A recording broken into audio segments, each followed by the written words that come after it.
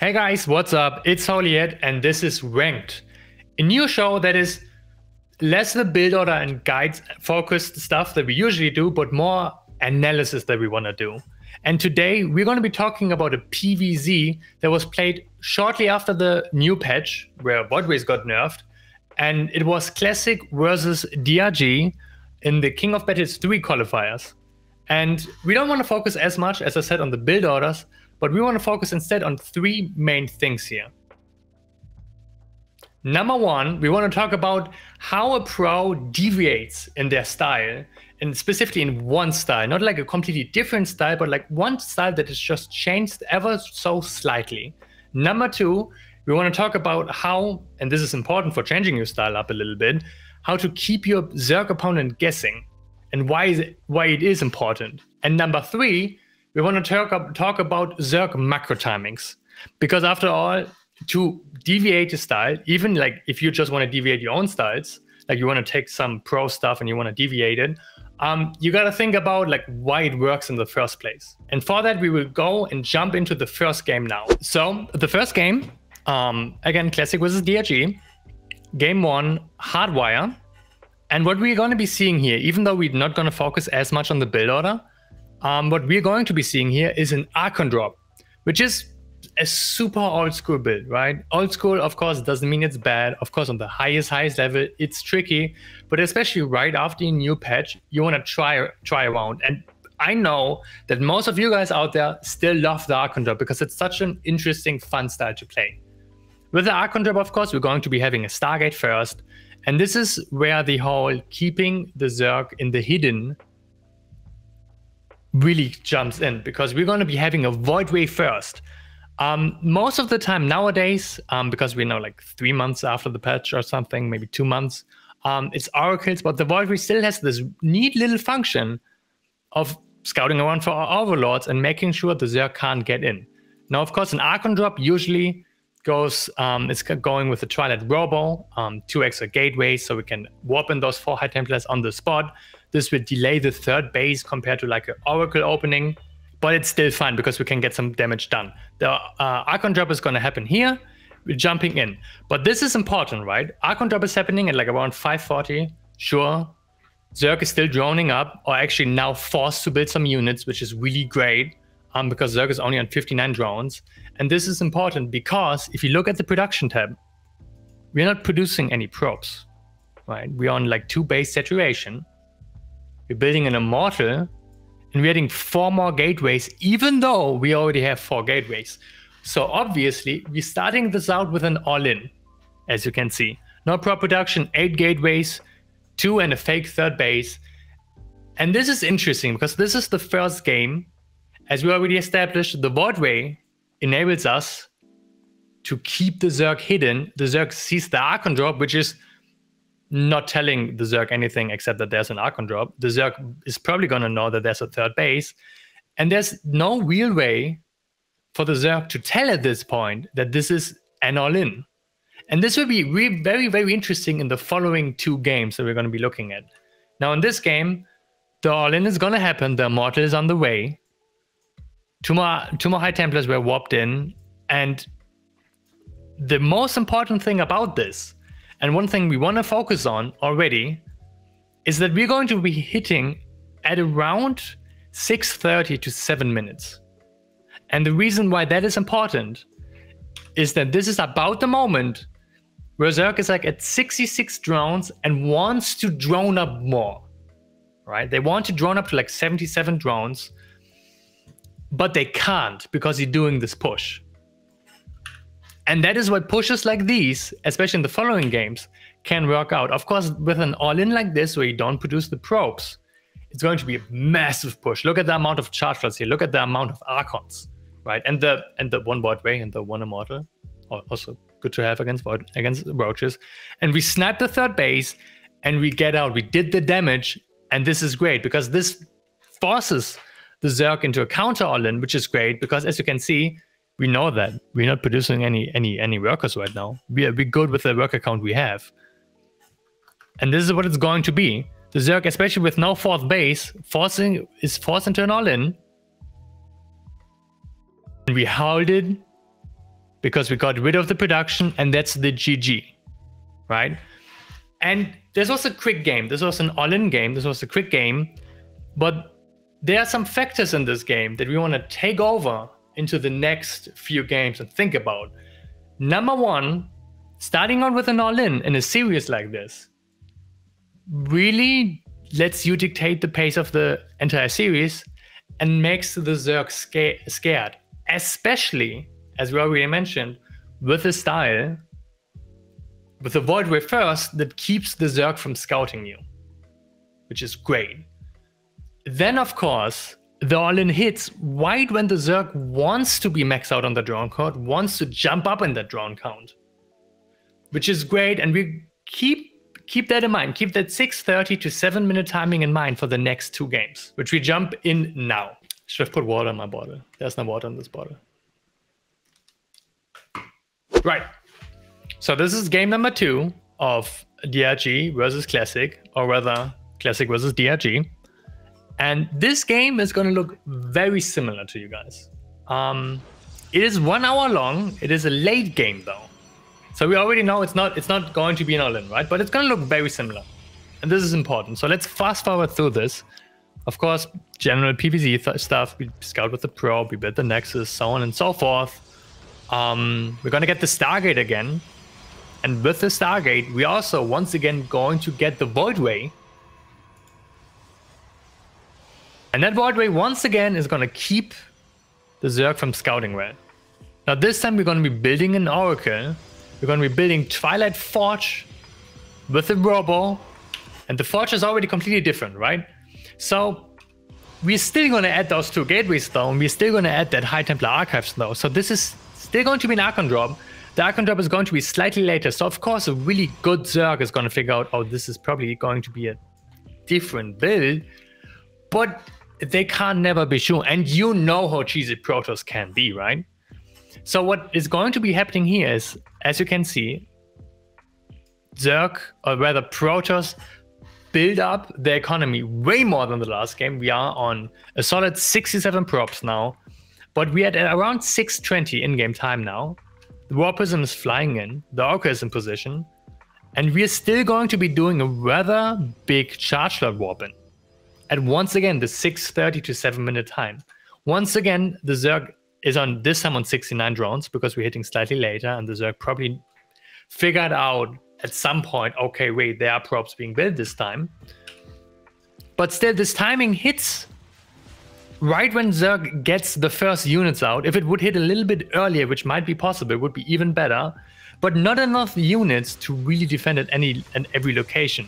So what is going to be happening, because we're hitting right at the timing, and once again, that magic 6:30 to 7-minute timing that you guys should remember for your PvZs, no matter what style you play, we're going to be trading out well here. Of course, we're not going to kill the Zerg. DRG is a really freaking good Zerg player, but we traded out well. Now, from this point on, because this wasn't an all-in, obviously we're not going to kill our opponent. We're going to be transitioning into our macro style. We're going to be taking up the 4th base. We're going to get Storm. We're going to get +2. We're going to get Phoenixes. Probably there's a Spire somewhere. Obviously there is. And obviously the Zerg isn't building any Mutors, as we know Zerg does. And this is going to go into a late game. Now, we're not here to talk about the late game. We're here to talk about the interesting factors that play into the series and how like the mid-game functions from a Protoss side of things. Right? So what was really interesting about this is not the 15 minutes, 50 more minutes of gameplay. It's going to be basic PvZ late game from back then. But what was interesting is that we see this style with the Archon drop, and we have these deviations. And of course, it's kind of hard for the Zerg to figure out. Now imagine you do a slightly different, like a slightly... Oh, sorry. Imagine you do a similar thing on your level in a best of 3 in like amateur tournament, or even on the ladder when you have like this one Zerg player that always beats your ass, right? And imagine you have that, but you have these slight changes in style that not only can disrupt your opponent, but also might just make it more fun for you to ladder, but it's still a comfort zone for you. And what is really interesting about this is just this macro style, like this macro timing of Zerg, the 6:30 hit. of the charge slot of the charge zones of the Archon, similar to the first game. That is that magic PvZ macro timing. Now, of course, this is a 3-game series, best of 3. Classic ended up losing this game in the late game. But again, that's not what this is about. This is about setting ourselves up for a decent game. Now, this is going to be interesting because we're going to be looking into game number 3 going forward. There we go. So, welcome to the most important game number 3 of Classic versus DRG. Once again, basic ass PvZ opening. And at this point, you can probably already expect what's going to happen, right? DRG is going to go for a Stargate. DRG is going to go for a Voidway. Not DRG. Classic is going to go. That would be weird if DRG would do that. But Classic is going to go for the Voidway. And this is once again going to be just ever so slightly different. So in the first game, we had the all-in. That was kind of hard to scout for the Zerg. In the second game, we had a macro game that had a push at around the same timing, right? And that makes sense as we talked about Zerg timings. Now, especially lately, Protoss has gone for a slightly different thing. Once again, we see the Forge indicating it's a macro style. For us, the Zerg, of course, doesn't know about the Forge if you do it right. They only know about the third base. And we're adding, once again, the 4 gateways in. We're going to go for the Oracle. But wait, where's the Archon drop? Right there, right. But it's a lot later. And the gateways have finished up. But it doesn't look like we're already harassing. It doesn't look like we're doing the same thing. Or does it? Now that's the thing, right? As the Zerg, you have no idea. Like, are there going to be chargers coming? Are there not going to be chargers coming? Is it going to be an all-in? If you're lucky enough to scout the prop corners of the Zerg, you probably know that there's no all-in. But there could be there could be some committing happening. No, instead, what Classic is doing is taking a much earlier 4th base. So what Classic is saying, first game we all-in and it worked out. Second game, we did a push, and we had a really long macro game afterwards, right? So it didn't put us in like a game-winning spot. It didn't put us in a game-losing spot either. But how about we go one step forward, one step more macro-heavy, and we take the 4th base. So once again, this is like almost the same build order, but it plays very differently. Because now we already have Storm on the way. We can already get +2 on the way. Our 4th base is already on the way. Our prop count could be much higher if we would start prop production right now. And the Zerg can't know for sure what's going on. Of course, game sense is a thing, and really good Zerg players will know somehow what's going on by just better scouting and everything.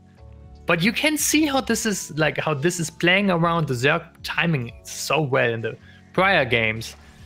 Now, the problem with that is, the problem with playing passive against Zerg is it's very tricky. There's a reason why, as Protoss players, we try to hit that timing somehow with something.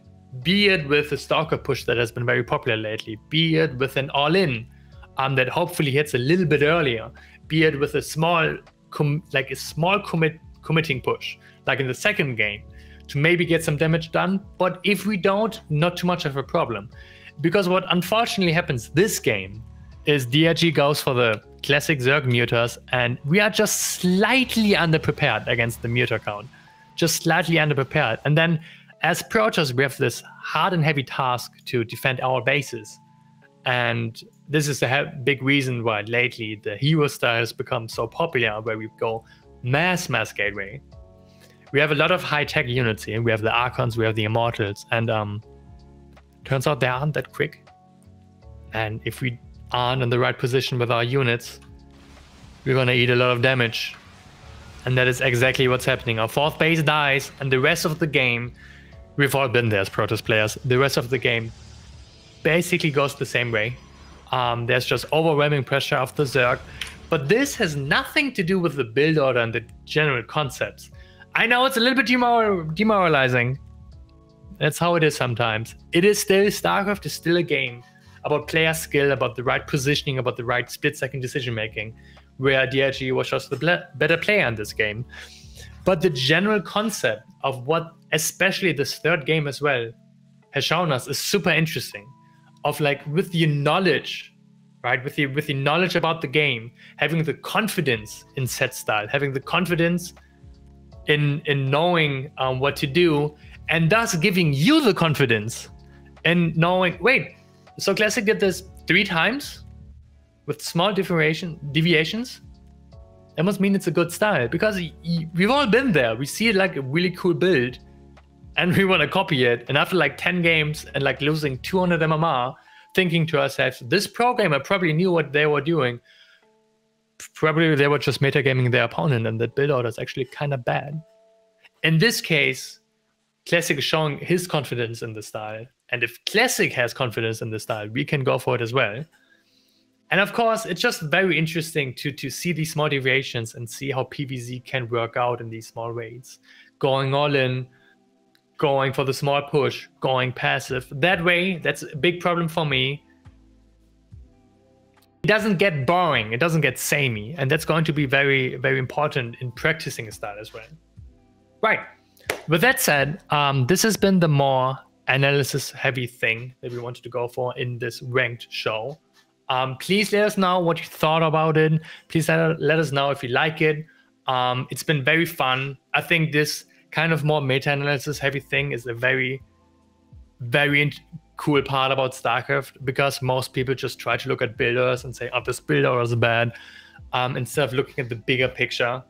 Guys, if you enjoyed it, give us a like, subscribe to the channel. If you want to see more guides, check out, of course, our entire list of videos. Go to our website. And if you enjoyed me personally, also feel free to check out my Twitch channel at twitch.tv/holyit44. Have a good one, guys. Good luck. Have fun.